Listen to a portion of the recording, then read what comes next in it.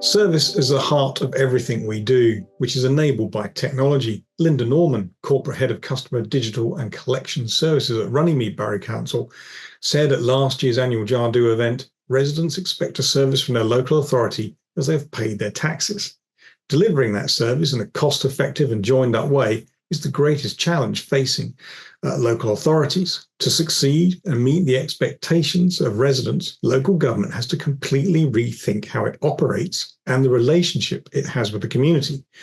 This rethink requires the adoption of what has become known as digital methods. But reconfiguring the operating model of any organisation is hard. So to discuss how to do that digital transformation within a local authority, I am joined by Steve Tredinnick, VP of Business Transformation, and Rhian Loveless, Managing Consultant of Digital Business at Jadu. Welcome, both of you. Hi, Mark. So, first of all, why is a digital way of working so important to local authorities? It's a really interesting question, and I think the starting position for that for me is really about, is digital way of working actually a kind of a defined term that people understand? And as we've gone through kind of many organisations and listened to their experiences about what digital ways of working actually look like, there's no kind of single definition for that. So for some organisations, we've seen that's about their website and their forms. Other organisations, it's about actually how are they using automation or how are they processing data. So we think it's really important that organisations actually understand what they mean when they're using the word digital. And it's like one of the first questions that we actually ask them when we engage with them. I think what's really clear to us, though, is that residents, businesses, members, staff, partners that organisations work with have got a really big expectation at the moment about what does seamless digital experience look like. And that's particularly acute in the kind of the context of how they are interacting with commercial entities that they're seeing these days and what their level of expectations are around that as well. What we do know is that the kind of organisations that genuinely think about their digital outcomes they want to achieve can become more customer-centric. They can become more effective. They can become more efficient. They can save money by streamlining their services as well. And actually becoming digital and accessible is a really important factor around that as well. So making digital services that can be accessed by anybody at any time or any place, 24/7 a day. But also about how do we embed additional technologies into those digital ways of working as well, so that we can start thinking about things like screen readers or what does automatic translation services look like, and actually making certain that all of those services are available as part of that kind of digital platform. And citizens are now dealing with their banks, their grocery shopping, travel, energy, and every other service online. What are the risks of local authorities not providing a digital experience or service that is akin to those offered by retail and financial services? Yeah, absolutely. I think it's that those services are there alongside the public services that we've got, and people are interacting with both at the same time, and those expectations are therefore shared across the board. But the actual financial climate that they operate and the business models that they operate are quite different. So local government, for example, isn't a site that you're going to go to just to browse for the sake of it. You're going to go there for a reason. You've got a transaction or a need that you need to be met. And it's how do you then work through that? But I think where we're local government and public sector are generally further behind than commercial operations, there's a lot we can learn, and we can take the learning and apply it where those commercial ventures have gone on and broken that ground already. At the same time, I think where commercially you can choose the sort of segments of the population that you want to interact with and really drive to those ones. In public sector organisations, it's really important that we think about everybody and so that we're not leaving people digitally excluded. And so we've got all the different channels to reach the people that we need to, which in whatever format suits them best, but operating within a financial climate where digital is generally the most efficient way of managing the bulk of that demand. So I think that's a risk around making sure that people are, that we don't create digital exclusion for our services. And I think it's also thinking about some of our councils do actually have commercial arms and functions, and where they share that infrastructure with the non-commercial elements. How do you approach your sort of IT infrastructure, your digital approach, your procurement, and how do you have the agility that the private sector can have within a public sector organisation? And that's some of the challenges and risks where you're competing, and the circumstances aren't identical within that space. People don't choose their councils. But you live within an area that you've got for your council. So I don't think it's a case of your customers are going to go elsewhere in the same way. But you've still got the same reputational and political risks around not offering that seamless digital experience. Fantastic. Local government is legally bound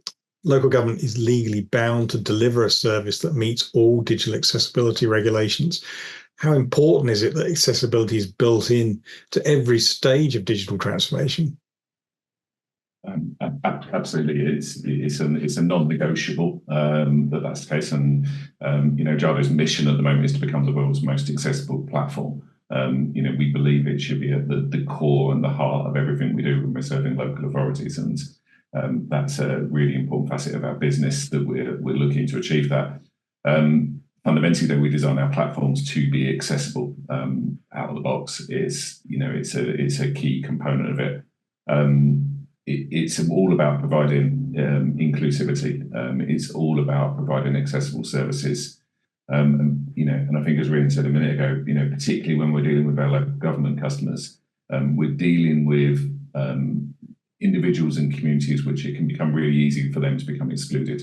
And getting that level of inclusivity through accessibility becomes really important to us. I suppose beyond that, though, it's also about how we design services as well. There's kind of the technological responses to it and the tools that we can provide, but the actual design of those services need to be inclusive as well. So we need to be thinking about the accessibility is not just a tick box that you put on when you're assessing how well you've delivered a form on a website. It's actually about how are you engaging with your communities, how are you engaging with people to understand what their needs are for a process, and how you can kind of meet those accessibility requirements as you're going through. We really need to be thinking about that in terms of the engagement levels of the designs of the systems as well.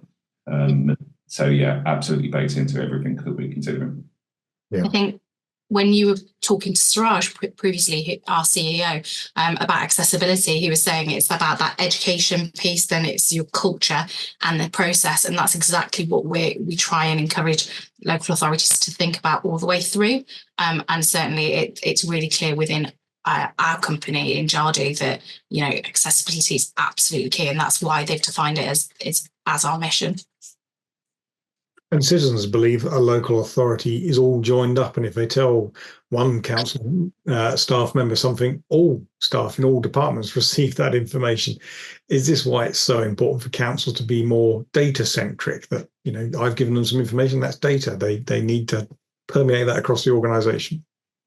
Yeah, I'd like to answer that question, just say yes. But I mean, fundamentally, this has been a problem that I've probably been looking at for the last 20 years of my career, is about how do you actually create an environment where information is shared between not just departments, but between organisations as well. And there's a number of barriers that get in the way of that, whether it's from kind of consent and information sharing agreements between partner organisations, or whether it's about kind of interacting with maybe some of the more central government initiatives, like Tell Us Once was probably the first instance of trying to join up data. But actually there was quite a difficult onboarding process into that actually made it very difficult to work in those environments.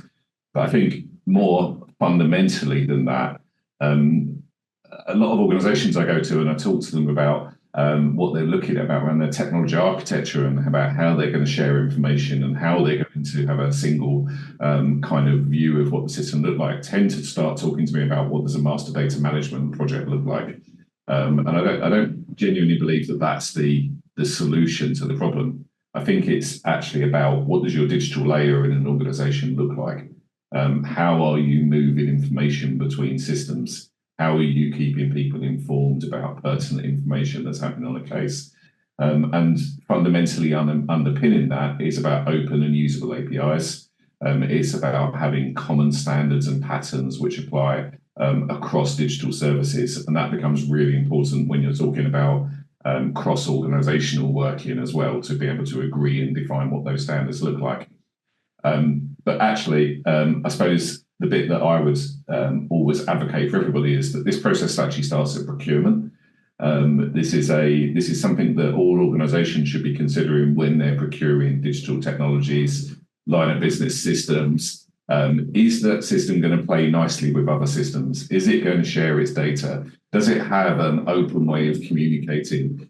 Is the data locked away in a database somewhere that no one can get to?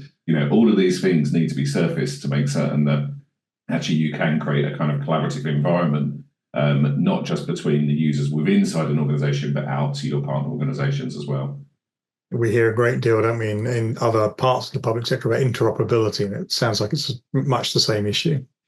Yeah, it's a really challenging environment, and for those of us who have been around for a long time, we will remember that there used to be the EGSM, the Electronic Government Standards Metadata, and the EGIF for the Government Interoperability Framework. The problem with those is that they tried to design a framework out of context of the way that the authorities were working. So it was a very kind of top-down approach to standardization and defining those standards. And I think we're starting to see some of the undertones of that now as well. But actually, as we would advocate for putting digital processes together, we should be thinking about the same approach that we look for when we're defining standards as well, about how do you engage with the user communities, how do you build those up from the ground up, and how do you look at the use cases that they're actually trying to serve. You touched on the complexity there, and the public sector can seem complex to citizens, but also to staff and the elected members. Do you advise that simplification is a central piece of that digital transformation journey? The public sector is really complex. For example, thinking about a local authority, it's about having 20 different businesses together under one organisational umbrella. You'd never design a business like that because it's so complex. In terms of thinking about our citizens, our residents, our businesses, etc., it's not their responsibility, and it shouldn't be their responsibility to have to navigate it in a way that they understand the structures and the way that it's put together. It's our job to make sure that we simplify it, certainly for accessing it, even if the running of it is more complex. In terms of thinking about those routes through councils, we often see where people are designing services or user journeys that they do it via that structure chart approach of like, who are the stakeholders within this, and they're not necessarily thinking beyond the immediate silos that they're working in. And so that's where a lot of the work that we've done previously and currently is very much thinking about, okay, look at the user journey end to end for what their need is. How many services does it touch upon? Where are the dependencies? And what do we need to consider for the impacts around that? I don't know whether or not digital will always simplify it, but it's a really good catalyst for thinking about what that service looks like for the delivery and the user journey. And that can often be the thing which sparks that change, where otherwise, all the different priorities are on top of it. And you focus on service delivery, digital can be that really good catalyst for thinking about it and simplifying where you can. I mean, it'd be great if we could simplify it all the way down, but we're also pragmatic in terms of thinking about what's achievable, particularly when budgets are so tight. And there is, of course, a necessary complexity to the public sector as it deals with challenging issues such as education or care needs. To ensure these are fair and equitable, there's a need for detailed documentation, for example, but that can be the treacle that slows and frustrates citizens. Can automation improve those services and processes? Yeah, absolutely. And I think we were talking about this, and there's different layers of, so you've got the automation, so it's your digital foundations at this point, where we're saying about services having sort of eligibility screening right up front. Don't take details if you're not going to go any further on a journey with somebody.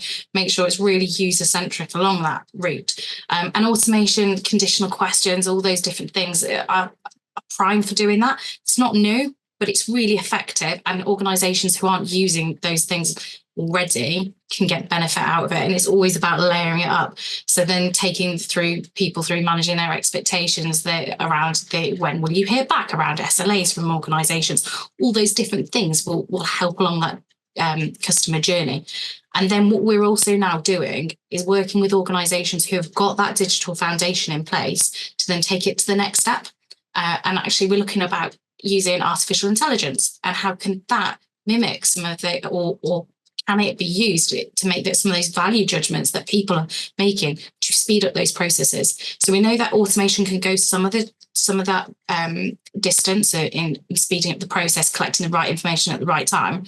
But then there's often somebody making an assessment within a process, and it's that piece now that we're looking at taking that to the next that next level. And where we've got those digital foundations in place, organisations can really accelerate that innovation piece. Those organisations which don't have it yet within the spaces of the more complex services are having to go back and put those digital foundations in place to get the benefits of the emerging and new technologies coming out. So it's a really interesting time of organisations being at very different places along the journeys. There's tons that automation can deliver, but actually there's more technology which can springboard those organisations which are ready further on their journey. Yeah, and digitally transforming an organisation cannot simply be about new technology. They are dealing with continued austerity, new standards, demands for information sharing with other public bodies. How do you advise they tie a digital transformation to all of those competing demands? I suppose when we're advising customers, the first thing we always say is that you need a wide group of stakeholders involved in the process. We advocate a kind of a coalition of stakeholders, really. It's almost impossible now for you to have a single person who understands all of the dimensions about, what the standards are, what the demands for information sharing are, how you're going to link in with all of your partner organisations. Public sector changes. It changes all the time. It's in a constant state of flux. So staying on top of, staying up to date with all of that information would be more than a full-time job for a person. So it's about how do you bring together your stakeholders? How do you bring those knowledge assets together, and how do you form a team around this? Doing a digital transformation is not just about putting a new website live. It's not just about building some forms. It's about the process of enabling your organisation to become digitally enabled. That also means that your organisation's unlikely to be working in a silo anymore. And traditionally, services were very ring-fenced within inside a single organisation. But these days, what we're seeing more and more of is kind of coalition working between other public sector bodies. Whether that's health services, whether it's acute services, etc., that are running through. But actually, what we're also seeing is a much greater demand on third sector services as well. And so what we would advise is always about how do you bring those stakeholders into the conversation as early as possible? How do you start capturing their views, their opinions, their needs, and how do you think about them as an integrated part of your digital journey? And that integration point is the key one there for me, really. You touched upon austerity there a bit, and I think whether we call it austerity or not, I don't know, but there is still obviously a continued cost-saving driving that we see that's associated to digital. Actually, from my perspective, identifying the benefits of digital is a relatively simplistic process, and usually savings kind of leap out at you about how you can become more effective or how you can become more efficient in your organisation, how you can channel shift to digital environments and have lower costs of entry channels that are your primary routes. Actually, the bigger issue that we see is not necessarily about identification of the savings, it's actually about realising the benefits. So one of the key things that we work with organisations about is actually about that benefits identification, but also that benefits realisation plan as well. So if you're going to declare this as a saving, how are you actually going to take that money out of your organisation? How are you going to convert that back into your revenue budget? Not just that it's a number within a business case, which then doesn't deliver any kind of real tangible benefits. And it's also got to be sustainable, right? In terms of if you take the money out 1 year, but you see increased pressure as a direct result or somewhere else, that's not achieving that that benefit. And so I think that piece around benefits and change management and how they all link together and understanding what the impact is and doing the analysis, it's really, really important. And like Steve said, bringing people on the journey early so you can work through it with them, absolutely key. Finally, what should people do after listening to this discussion to begin their digital transformation, and how do they contact you? So first of all, digital transformation, I view it as a journey of many different parts. Actually, what we often see is organizations starting a big digital transformation program. The reality of it is that it's usually a number of small incremental projects which lead to you transforming your organization. And if we try and predict what a transformed organization will look like in 5 years' time, inevitably that will be wrong. So having a really clear understanding of the where you're trying to get to, but also really importantly is why. Why are you digitally transforming? What is it that you're hoping to achieve? What are the benefits that you want to get out of it? We quite often get asked about how do you start? How do you start down this journey? And I suppose the bit that we always come back to is starting with understanding your business, understanding where you may have scope for a digital transformation. But after that, what becomes really key is actually prioritization. Understanding what's the most valuable thing that you can work on at an organization at the start of the journey is absolutely essential. And I suppose we think about prioritization in a number of different ways. So firstly, how does it align to an organization's strategic vision? What's the benefits that you're seeking to get out of it? And that doesn't necessarily imply hard cash, but you might want to be thinking about what does the user experience look like? What does the business experience look like? How effective are we at transporting information around our organization? Are we able to better report data or be able to integrate better with our partner organizations? So these are all considerations that might be a local prioritization for you. Alternatively, you may have others, and some organizations have prioritization around, reducing hard numbers within their budgets, or a certain political challenge, which may be local to their own area. So we need to look through that in really clear ways. The other thing I'd say for organizations that are starting on this journey now is they're not the first. They're not the first to kind of cut their teeth in this type of project. There's so much learning out there, and there's so much learning out there from other organizations that have been through the same journey. There's so much learning from the private sector organizations that have supported them through these journeys as well. And a lot of the mistakes that you can make have probably already been made. So how do you avoid making those same mistakes again? The final bit for me really is about getting your digital foundations in place to start with. If you genuinely want to digitally transform your organization, you need to have in place things like your right digital products. You need to be thinking about what the composition of your teams look like. You need to be thinking about how you might want to partner with other organizations or with other private sector organizations as well that can bring knowledge and experience to that journey, really. Anything to add to that, Rhian? No, I think it's always a hard question, isn't it, how to get started? It always depends where somebody's at, or an organisation is at.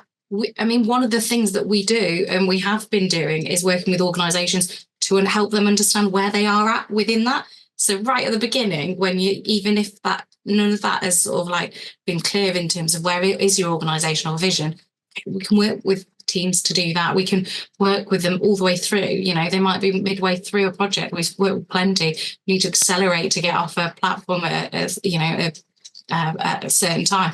There's a whole range of different things that we've got experience in that we can apply, but we can also link people together.